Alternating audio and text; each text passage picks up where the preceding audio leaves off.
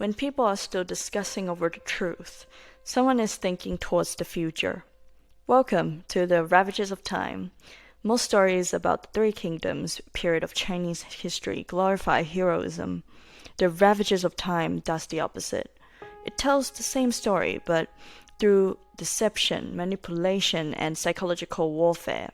This is a war where the best warriors are ghosts in the background, where victory isn't about strength, but about deception.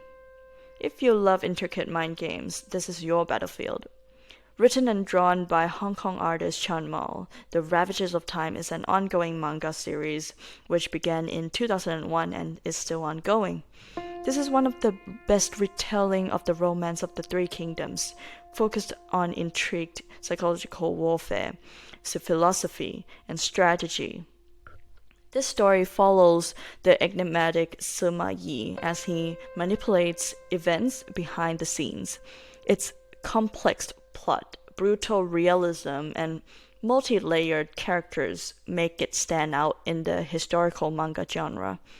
Meanwhile, ever-popular characters such as Lu Bu get given motivations and explanations for their quote-unquote historical actions that bring new life to the story. The ever-scheming Lu Bu in this story declares, "I don't employ the questionable, and I don't question the employed." Militarily, we see the martial prowess in Guan Yu drawn to perfection, whilst Zhu Liang's 36 military strategies are displayed with brutal results. Shan Mao doesn't stop here, however, becoming an artist to suit his own taste. Shan Mao's manga is dense. You cannot read it quickly. There are multiple events and multiple timelines to piece together to really get the best out of this retelling of the story. What's more, it's the questions asked throughout the story, a period in time consumed by a war. Us, in our high share of perspective and hindsight, know the tragic and almost meaningless results of the actions taken by the various characters of each of who would have considered themselves a hero of their time. Yet, we are still challenged to not just pick sides, but to look at ourselves and our motivations in our current place in life and society to ask, truly, what have we done? Berserk. Guts going against impossible odds, the terrifying presence of Griffith to the sheer horror of the eclipse. This one is just one of the most sublime fantasy experience you can ever experience. Besides reading, you can actually find most of the animated version for free on YouTube. Drawn by the late Kentaro Miura, Berserk is a brutal, overwhelming, and emotionally charged story. We see Guts persevere against immense suffering and odds. Guts is our lone swordman cursed by fate after being betrayed by his closest friend. Betrayal, by the way, is a gross understatement of what happens to Guts in the story. I won't take long on this one because from what I have gathered is pretty much the all-time classic. However, I will note that it started in 1989 and is still ongoing, but unfortunately Miura passed away in 2021. But it will be continued by Studio Gaga, so it remains to be seen what the direction the series will go in. Full Metal Alchemist. The law of equivalent exchange. Humankind cannot gain anything without first giving something in return. To obtain, something of equal value must be lost. This is the main principle of alchemy in the series. Written and drawn by Hiromu Arakawa, started in 2001 and ending in 2010. I would recommend both versions of the series. That's right, there is Full Metal Brotherhood and Full Metal Alchemist in the anime version. I actually enjoyed Full Metal Alchemist more, but only going through Brotherhood. It's definitely a darker take on the story. The story goes through the journey of Edward and Alpha Eric's search for the Philosopher's Stone after a failed alchemy experiment to bring back their dead mother, which cost them their bodies. The series blends deep philosophical themes with high-energy action, featuring one of the most beloved casts in manga history. I also really like the military theme, organization, and storyline in this series. It feels real, and it really questions the action of the military as individuals and organization as a whole into the role they play. In particular, the character of Scar really stood out to me. He seems to be the personification of the whole Middle East conflict, more specifically Palestine versus Israel. The allegory and themes are there. Let me know in the comments if you think I am reading too much on him. I like Arakawa's view on how we can stop repeating the perpetual cycles of violence, and her take on how marginalized or victimized groups of people who have faced war, genocide, and mass inequalities can overcome these issues. However, at the end of the day, things are easier said than done. Usokui. You are a big liar, aren't you? Gambling in most manga is a game of chance, but in Usokui, it's a game of death. Bako Madarame doesn't just bet money. He bets his life, his mind, and his very existence in twisted battles of logic and deception. Written in 2006 and completed in 2017 by Toshio Sako, this manga thrives on unpredictability, and the deeper you go, the more you question who's really playing who. Quote, "We are aliens that have come to invade Earth and enslave humanity," end quote, is one of my favorite quotes from the leader. Baku is obsessed with trying to surpass the leader and take over the underground betting organization that he challenges. I definitely do not want to spoil his motivation for this because it's amazing to see him go about it, and the payoffs and reveals in this manga are worth it. The manga excels in intricate mind battles and deception, drawing comparisons to Kaiji but with a darker and more intellectual edge. Characters' motivations for their goals range from the clinically insane to understandable risks that even you as a reader can support taking. The detailed artwork and, of course, fight scenes goes to great work to emphasize the deep agony and euphoria participants go through during the deadly gambles they are undertaking. Soil. Imagine a suburban mystery that feels like a dream you can't wake up from.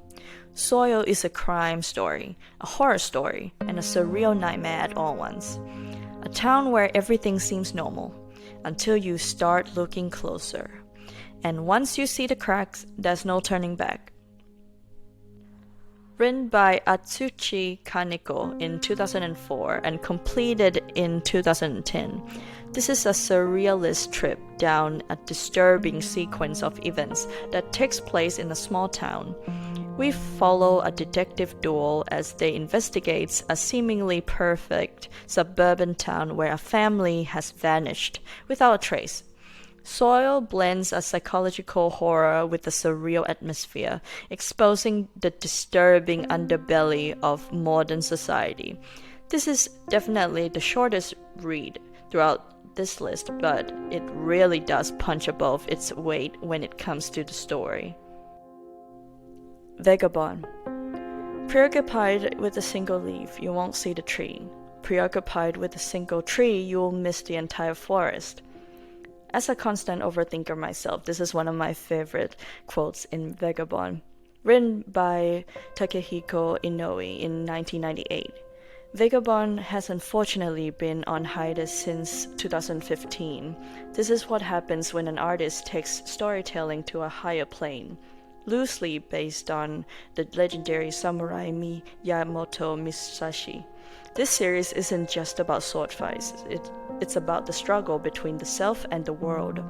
Every battle is an existential crisis. Every silence is filled with meaning. It asks, what does it mean to be strong? And at what cost? It might disappoint many of you to find out how long it took me to actually read and get into this manga, although it's always in the top 10 for many recommendations, and in the category of manga that I like. I had just never been attracted into reading this story when I took a look at its surface level. Nonetheless, I am glad I came around to looking into it because I had actually gotten the actual book of 5 Rings by Musashi himself, which I struggled to translate to my lifestyle. However, through Inoue's take on the psychological struggles of Musashi, as he seeks invincibility, only to question the meaning of strength itself, I was slowly able to self-insert into the journey and message Musashi was on. I must add that Inoue's painterly art style also brings a raw and kinetic energy to the duels, making it one of the most visually stunning manga ever created. Gans. What if death was just a new kind of game? Gans puts its characters through a meat grinder of violence, alien battles, and pure existential dread. But beneath the bloodshed, it asks a deeper question. If given another chance at life, would you really live it differently?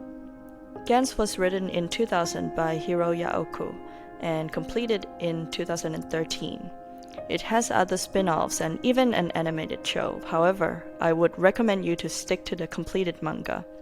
We follow our main character Kai Kurono, who is resurrected by a mysterious black sphere named Gans, and forced into brutal, high-stakes battles against extraterrestrial beings. Gans is a mix of ultra-violence action, existential dread, and commentary of human nature.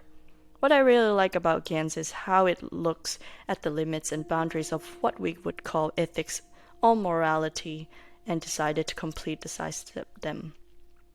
There are scenes you don't expect to be drawn, let alone written, but I believe this is the most violent manga on this list. Keep in mind, every manga so far has been violent, but Gans still takes the cake. The art is very digital, and not for everyone, but once you are hooked, you will actually appreciate what Hiroya Oku is trying to do. Chigurui. Drawn like a cinematic film, Chigurui tricks you into thinking it's about honor, but what you get is obsession, pain, and the sheer brutality of samurai era. This manga strips away the romanticism of the sword, leaving only blood, agony, and the madness of men who live to kill. If Vagabond is poetry, Shigurui is a death rattle. It is a work of Takayuki Yamaguchi, written in 2003 and completed in 2010. A disturbingly realistic samurai tale that explores the grotesque side of martial arts and human ambition. 2 warriors, one blind and one one-armed, engage in a duel that reveals the horrors of their past training under the cruel master. A raw philosophical examination of Bushido's dark side. I really like it shows the absurdity of warrior codes, of the detrimental ramifications of this way of living, not just on the individual, but on those around them. The art is wonderful, and unlike Vagabond, it's actually completed, so it's a satisfying and relatively short read to get through. Kingdom. This is the purest war manga out there.